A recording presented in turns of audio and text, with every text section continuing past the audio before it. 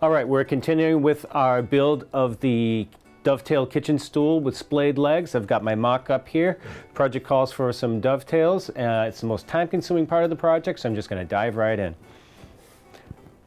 I got my dovetails laid out on my workpiece, and I've got my tools ready. I'm just going to start cutting. I'm using the Veritas 20 TPI saw. I really like the saw, the control I get out of it. I like to take a nice wide stance, almost like an archer drawing a bow back. I'm going to line it up along the 90-degree mark on the end grain of my board, which is critical, and then once I have a good trough started, then I'll angle the blade at 14 degrees. One of the ways I can tell to make sure I'm at 90 is my reflection on the blade. It should look like it passes right through. If it looks skewed, then I'm not at 90. So if you notice me wiggling the blade every now and then, that's what I'm doing. It's almost more important that I'm 90 degrees at this point than if I'm 14. I mean, really, if that angle changes, it really doesn't matter. This is a hand-cut dovetail. Who cares if one's 14 and one's 13.5? If anything, it shows more that it was cut by hand. All right, I've got a good trough established, now I'm going to start cutting.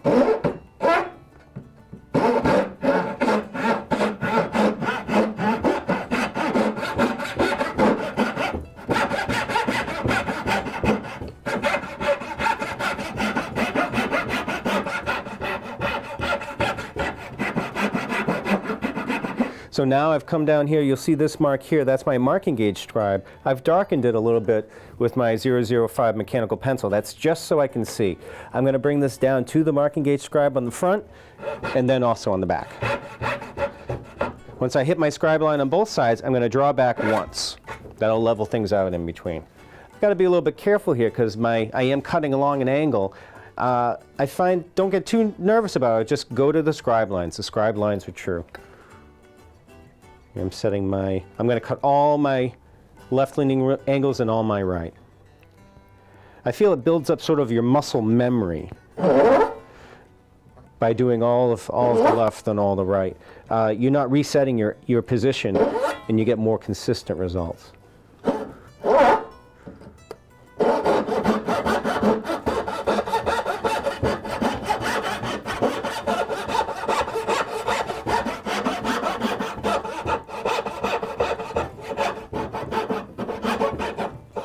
There we go, all the way down to the scribe line on both sides.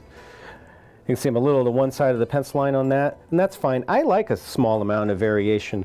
Although the shops I worked at, often the customers would demand consistency. I almost feel it's like people are getting used to more of a plastic product now, things made by machine. I like it to look like it was made by hand, so I don't mind some small variation in my work.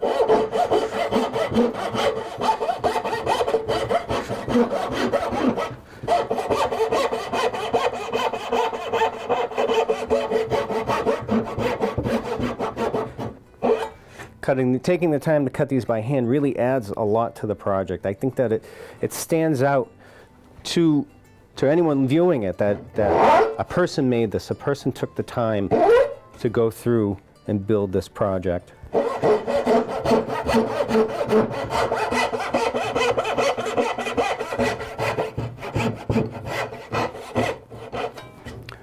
Wow, that one cut faster. The mahogany is a lot softer than the maple.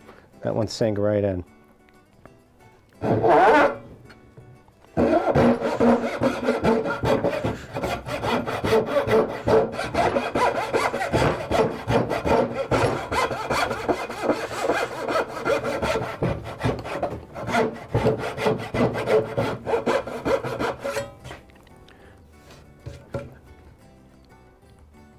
Let me set that. That looks good.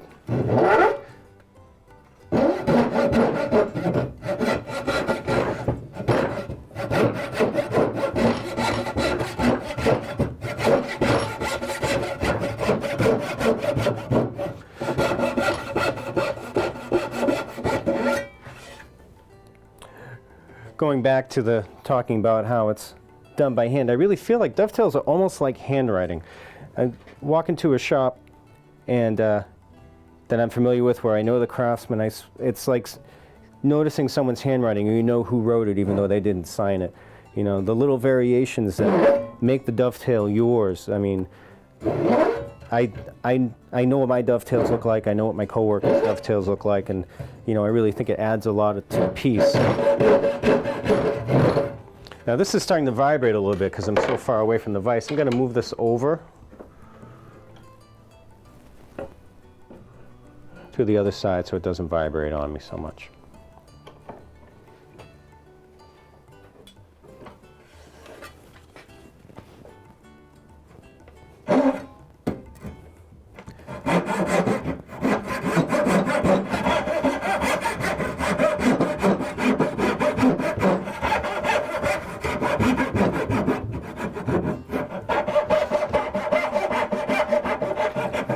There are a lot of steps you can take to sort of make that dovetail more yours. You could change the angle. I like to use the 14 degree.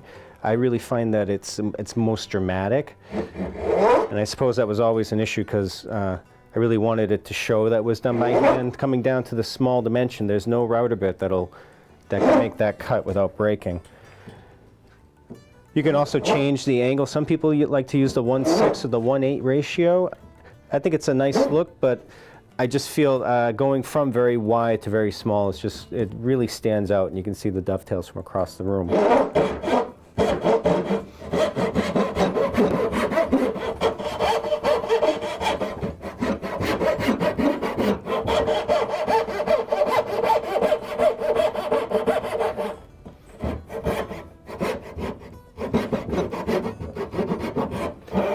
You can also change the spacing of your dovetails. In the last video you can see in the link below that we altered the spacing to fit our project. There's sort of a standard spacing that I usually like to use where the width of the pin at the marking gauge scribe is half the width of the tail at the end grain of the board. But you can see we've spaced this out more dramatically to go around the nice accent wood we have glued in the center. When we glued it up, when we laid it out the first time, it just didn't quite match the piece, so we went through and altered it to make it match.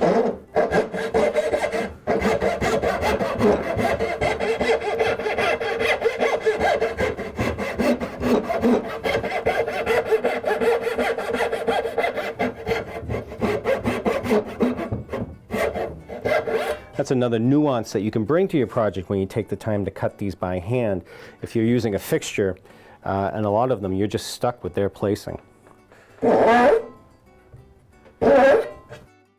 So you notice this bench here, it's kind of temporary. We're trying to set things up here at my home shop for so we can do some more involved projects and not be stuck just shooting at Woodcraft's Walpole location, which is a great place to shoot, but I can't leave things there overnight. And we're planning on some really nice projects coming up that I'll need to kind of work on a little at a time. So I kind of put together this makeshift bench because my professional cabinet maker's bench is, of course, at work. It's also kind of an aircraft carrier. When I made it, it was one of the first things I made for myself. I guess it probably was the first thing I made. I really needed a nice surface to work on, and most of what I was doing at that time were beds. That's where they sort of started me out. And so I needed a long bench, I needed a wide bench to accommodate the bedposts, and unfortunately it's just too wide and too long to really make photographing work out well. So I've put together this makeshift bench, and I'm using this Eclipse vise. It's actually pretty good. It's holding the piece on there nicely. The wobbling that's happening is because it's, this is just like a deck on some sawhorses. It's not from the vise itself. If you need a quick vise to get the job done, I think it's a decent one. It didn't cost that much.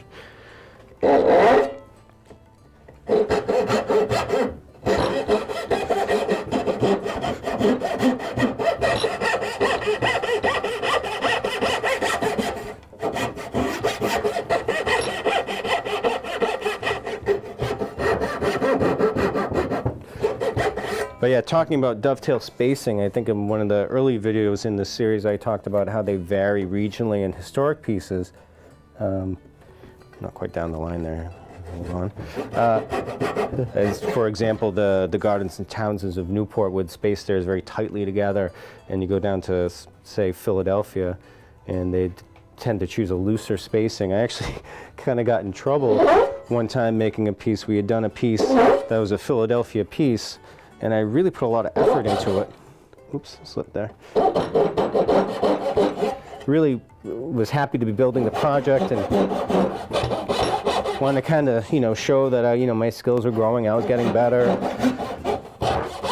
And there's skills, but then there's also connoisseurship, and I was still learning there. I was still doing a lot of reading, and I was working on this Philadelphia piece, and I did my dovetails, and man, I got those dovetails nice and tight, really crowded, which I thought I liked that look. I like the look of a crowded dovetail on certain pieces, and I went to the customer, and the customer sent it back. The customer sent it back because I put Newport dovetails on the Philadelphia piece, and they were really upset. So I actually ended up going through and replacing. I replaced I kept the pin boards because it was half-line dovetail on drawers, and I replaced the drawer sides, and I ended up routing out every other pin and going ahead and replacing it. And that was I think the only times I ever did. You'll notice I'm doing my dovetails tails first, which I mean I think that's the way to go. I think it gives you the largest margin of error. I feel like you have a chance. It's easier to get the tools in there.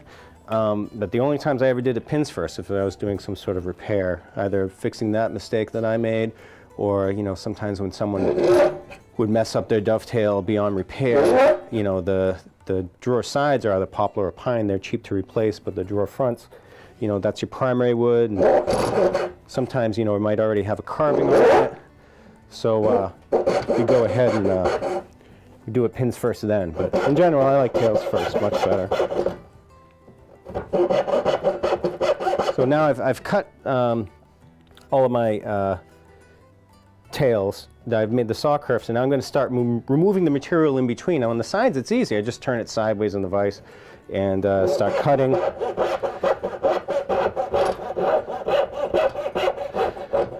It usually comes right out. And now as I get close, I kind of twist the blade. I don't want to go past. So as I get approach, I almost kind of want to just let it break, and then I'll clean up the rest with the chisel, because I don't want to go past and start cutting into my opposing tail. Sometimes they go flying. So that one's gone. I got the waist out there. I'll get the other side, and then we'll move in between the pins. Now one of the things that gets a little confusing here is I do have that 7-degree splay. So on this side I was angling my blade this way. When I rotate it, it looks like I'll be turning it that way. I think I'll put this a little bit lower in the vise here. That might be a smarter move. Get a little less vibration. I'm going to use my mechanical pencil again to just darken my marking gauge scribe. Now there's a marking gauge scribe which is like a knifed line. I've used a slicing style marking gauge here. That line has to be there. I need a knife mark. A pencil mark isn't enough, but just so I can see it a little better, I like to use the 005 mechanical pencil to kind of make it darker. And don't use the 007 or the 009. It's just too wide. You're gonna lose yourself. You really want that pencil line as close to the actual knife line as possible.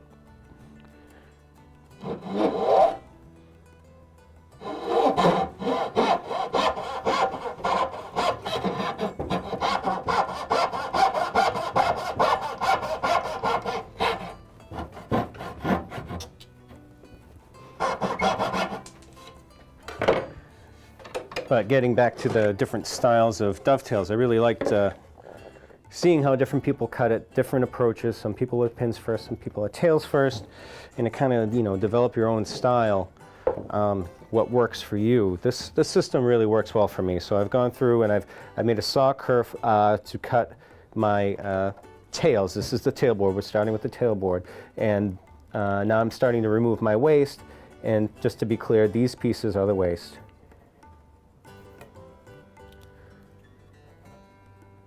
I'm going to get that out now. I'm going to get that out with my jeweler's saw. I like this technique. It really works pretty well. I'm going to take my jeweler's saw. I like this because I can put in a scroll saw blade, so I can get a variety of types of blades. And I'm not making a cut. I'm just dropping it in my saw curve. Okay. When I get to the bottom, then I'm going to start cutting across. Now this blade is actually, so sort of like a round blade, so I can cut sideways with it. When I use a square blade, I'll turn sideways. I thought I'd try this, see if it was a little bit easier. But if it breaks on me, you'll see me switching over to a square blade. I want to get as close as I can. It's like The Price is Right. You want to go as close as you can without going over. I don't want to go past my marking gauge scribe. But I want to get close to it so I don't have too much chisel work to do after. And I can tell that I'm going to need to change this blade. This isn't working that great. All right, so we'll go ahead and change it. Nip it in the bud. So I always carry extra here in my chisel roll. There we go, there's one. I'll pull another one out in case it breaks. There we go, there's one.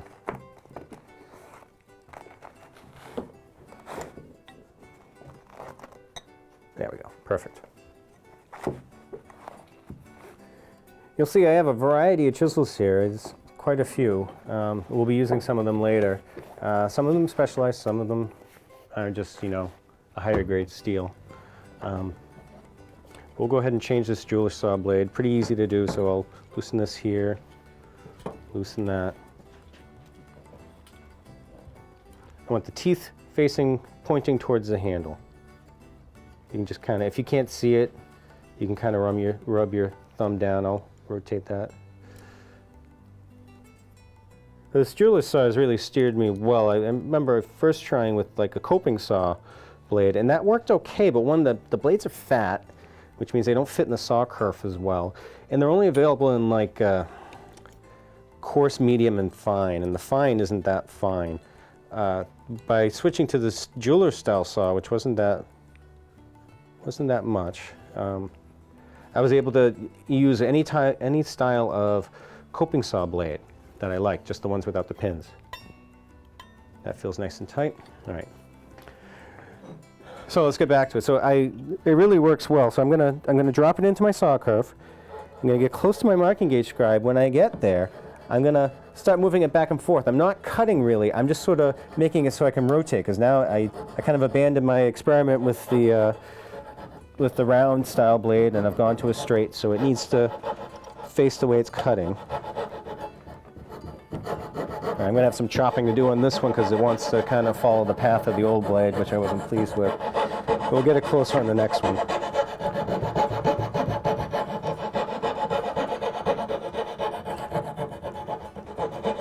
All right, so now that's out, and I can just pull that right out. You see that gets rid of most of the waste, and I'll get the rest with a chisel. But yeah, working in a big shop, you know, working alongside a lot of craftsmen doing their dovetailing. Remember the first shop I worked at, they were a bigger shop, but they still did as much by hand as they could and to still make money. So they made some concessions. So basically their half-blind drawer dovetails, they had a set of specialized fixtures that did it, you know, a very specific way.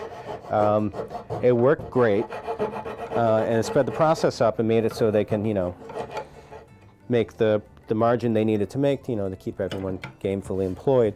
But what they did on the backs of the drawers, because the back of the drawer will have a through dovetail like what we're doing here, and, you know, it was sort of expected traditionally that the back dovetails might not be as pretty or laid out as tightly. They let the cabinet makers cut those however they wanted. And the guys who were really good, they just had their hand tools, and they tore through they ran their half blinds in the front and then tore through the ones in the back.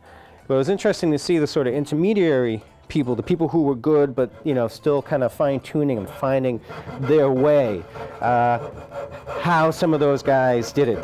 There's some interesting hybrid methods that they came up with, you know, sort of like, almost like, you know, they get the routed dovetails and they'd look great and they didn't want to mess it up, so they try to figure some way to do it with a power tool but still make it look like it was done by hand. Ultimately, I feel like they probably ended up taking longer than the guys who just cut it by hand, but it was almost like a security blanket. You know, they weren't willing to give up their router yet or their table saw. So some guys would cut those back ones on the table saw. They had some elaborate fixtures that they made. It's pretty neat engineering. Maybe at some point, you know, we'll go through and share some of those. But I thought was funny was this, the second company I worked for, which I worked for a longer time, eventually became the lead cabinet maker there. We started out, we cut every dovetail by hand in the beginning. And then we again had to make a concession to make sure that we can hit our price points. And so we had a fixture made to cut our carcass dovetails. So the big box, you know, and we set it up so that, you know, a standard grade piece, your carcass dovetails would be cut with a router on a specialized fixture. But all of your drawer dovetails would still be cut by hand because we did custom stuff. We weren't making the same thing twice very often. It was actually faster. And then we go through, and if someone was willing to pay, let's say 20% more for a historic piece, we'd hand plane all the surfaces and cut every single dovetail on the piece by hand, including those wide carcass ones. But I thought it was funny because I tore through drawers faster doing it by hand sometimes than taking all the time to set up the fixture. All right, so I have my pins cut, my tails cut, sorry, we're starting tails first. I've removed the waste in between, and now I need to get that shoulder nice and clean. So what I'm going to do now is I'm going to lay the board flat with the sacrificial piece underneath it and start chopping with the chisel. And one thing I need to keep in mind is my design here calls for a splayed leg, which means my dovetail is set along an angle. This board is not cut 90 degrees. So I just have to be cautious with that. So let me get a sacrificial piece and we'll start chopping that out.